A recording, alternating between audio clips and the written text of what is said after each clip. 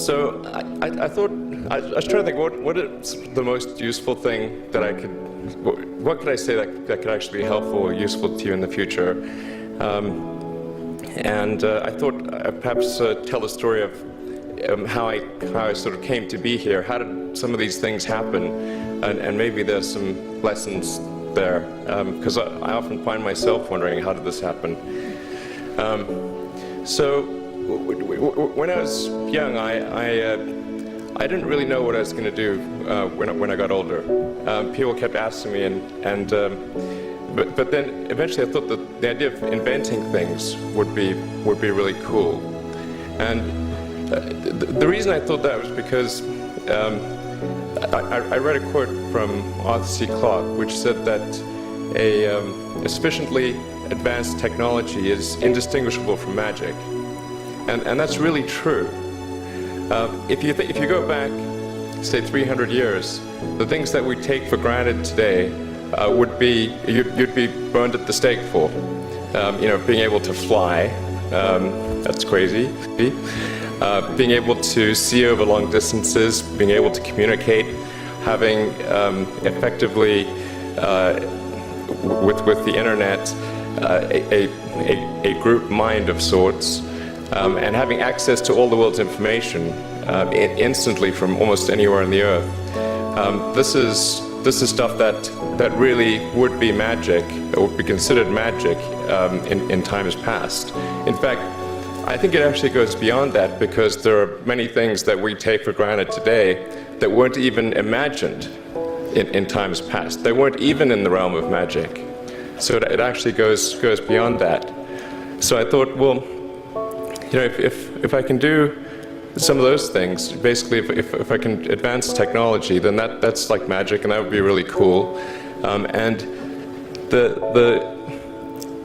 I also had sort of a slight existential crisis, because I was trying to figure out what does it all mean? Like, what's the purpose of things? And I came to the conclusion that if we can advance the knowledge of the world, if we can do things that expand the scope and scale of consciousness, then we're better able to ask the right questions and become more enlightened, and that's really the only way forward. So I studied physics and business, because I figured in order to do a lot of these things, you need to know how the universe works, and you need to know how the economy works, and you also need to be able to bring a lot of people together to work with you to create something, because it's very difficult to do something as an individual if it's a significant technology. So I originally came out to California to try to figure out how to improve the energy density of electric vehicles, basically to try to figure out if there was an advanced capacitor that could serve as an alternative to batteries. And that was in '95, and that's also when the internet started to happen.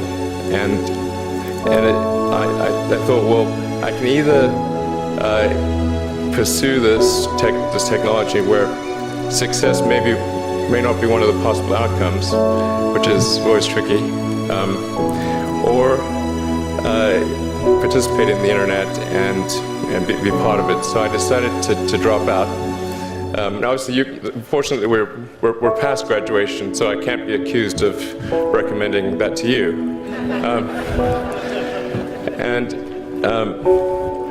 So did some internet stuff.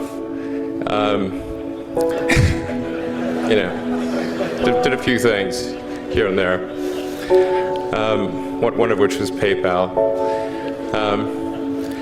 And I think maybe it's helpful to say one of the things that was important there in the creation of PayPal was kind of how it started, because initially the initial thought was with PayPal was to create an agglomeration of financial services, so to have one place where all of your financial services needs would be seamlessly integrated and work smoothly. And then we had like a little feature which was to do email payments. And whenever we'd show the system off to someone, we'd show the hard part, which was the agglomeration of financial services, which was quite difficult to put together. Nobody was interested. Then we'd show people email payments, which was actually quite easy, and everybody was interested. This is, I think it's important to take feedback from your environment. You want to be as closed loop as possible. So we focused on email payments and really try to make that work, and that's what really got things to take off. But if we hadn't responded to what people said, then we probably would not have been successful. So it's important to look for things like that and focus on them when you see them, and you correct your prior assumptions. And then going from PayPal, I thought, well, what are some of the other problems that are likely to most affect the future of humanity? It really wasn't from the perspective of what's the rank-ordered best way to make money, which is okay, but it was really what I think is going to most affect the future of humanity. So I think the biggest terrestrial problem we've got is sustainable energy, but the production and consumption of energy in a sustainable manner. If we don't solve that this century, we're in deep trouble. And then the other one being the extension of life beyond Earth to make life multiplanetary. That's the basis for. The latter is the basis for SpaceX, and the former is the basis for Tesla and Solar City. And when I started SpaceX, initially I thought that, well, there's no way one could possibly start a rocket company. I wasn't that crazy, but then I thought, well, what is a way to increase NASA's budget? That was actually my initial goal. So I thought, well, if we can do a low-cost mission to Mars, something called Mars Oasis, which would land seeds with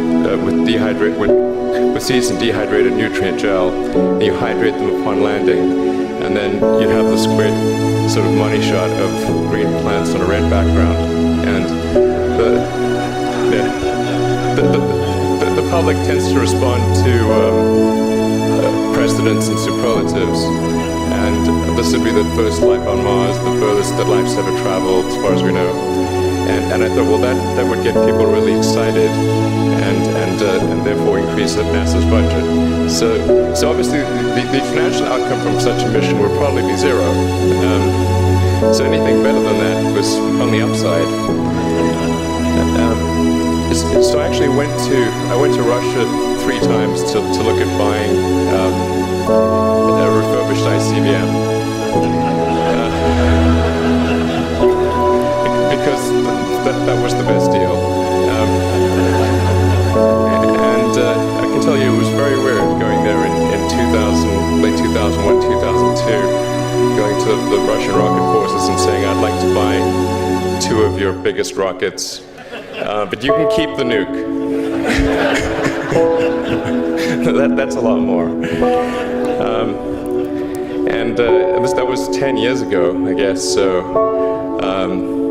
they thought I was crazy, but I did have money, so that was okay. And after making several trips to Russia, I came to the conclusion that actually my initial impression was wrong about because my initial thought was, well, that there's not enough will to explore and expand beyond Earth and have a Mars base and that kind of thing. But I came to the conclusion that was wrong. In fact, there's plenty of will, particularly in the United States, because the United States is a nation of explorers, of people who came here from other parts of the world. I think the United States is really a distillation of the spirit of human exploration. So, but if people think it's impossible, then, or it's going to completely break the federal budget, then they're not going to do it. So, after my third trip, I said, okay, well, what we really need to do here is try to solve the space transport problem, and started SpaceX. This was against the advice of pretty much everyone I talked to. One friend made me sit down and watch a bunch of videos of rockets blowing up. Let me tell you, he wasn't far wrong. It was tough going there in the beginning because I'd never built anything physical. I mean, I built like little model rockets as a kid and that kind of thing, but I never had a company that built anything physical. So I had to figure out how to do all these things and bring together the right team of people, and so we did all that and then failed 3 times. It was tough going. Because the thing about a rocket is that the passing grade is 100%, and you don't get to actually test the rocket in the real environment that it's going to be in. So I think the best analogy for rocket engineering is like if you want to create a really complicated bit of software. You can't run the software as an integrated whole, and you can't run it on the computer it's intended to run on. But the first time you put it all together and run it on that computer, it must run with no bugs. That's basically the essence of it. So we missed the mark there. The first launch, I was picking up bits of rocket near the launch site. It was a bit sad. But we learned with each successive flight, and we're able to, eventually with the 4th flight in 2008, reach orbit. And that was also with the last bit of money that we had. So thank goodness that happened. I think the saying is 4th time's the charm. So we got the Falcon 1 to orbit, and then began to scale that up to the Falcon 9, which is about an order of magnitude more thrust. It's around 1 million pounds of thrust, and we managed to get that to orbit, and then developed a Dragon spacecraft, which recently was able to dock and return to Earth from the space station. That was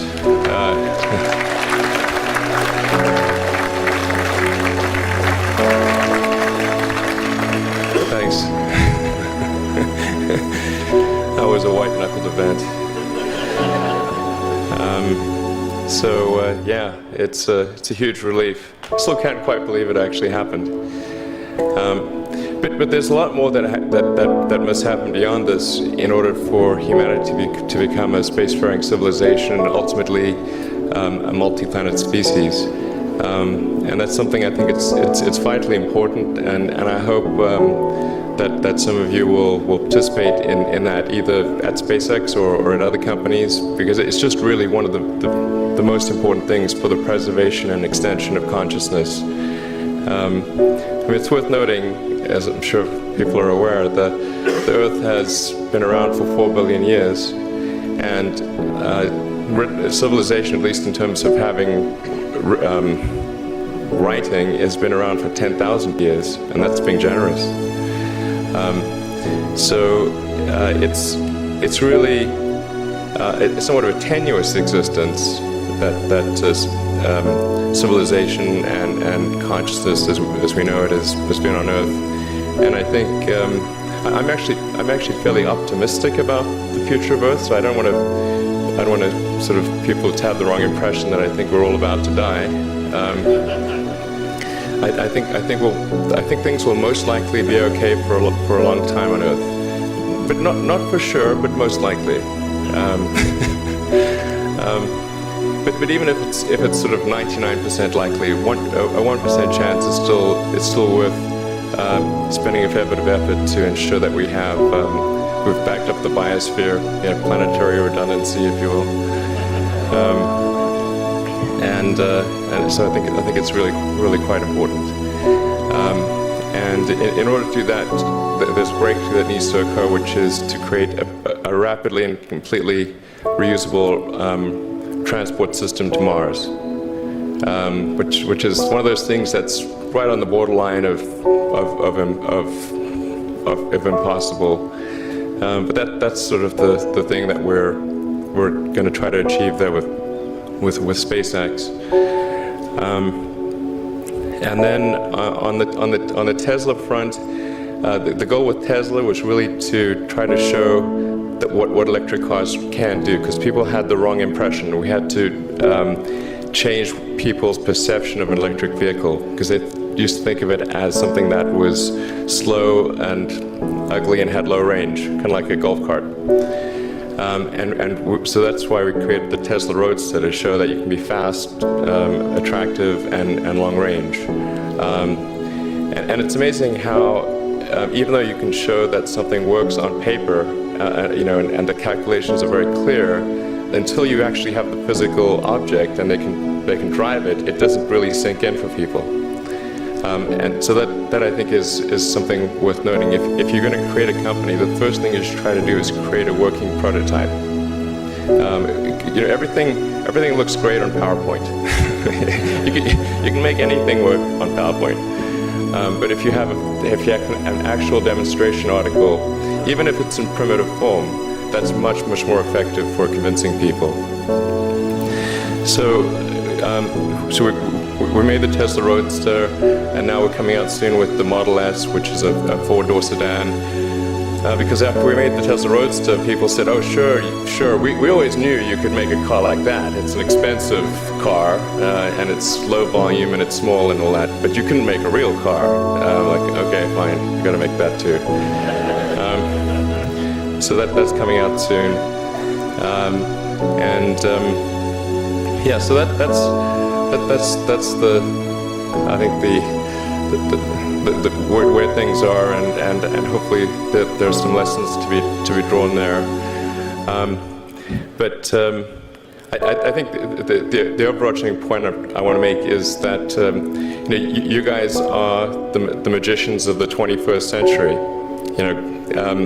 Don't let anything hold you back. Imagination is the limit, and go out there and create some magic. Thank you.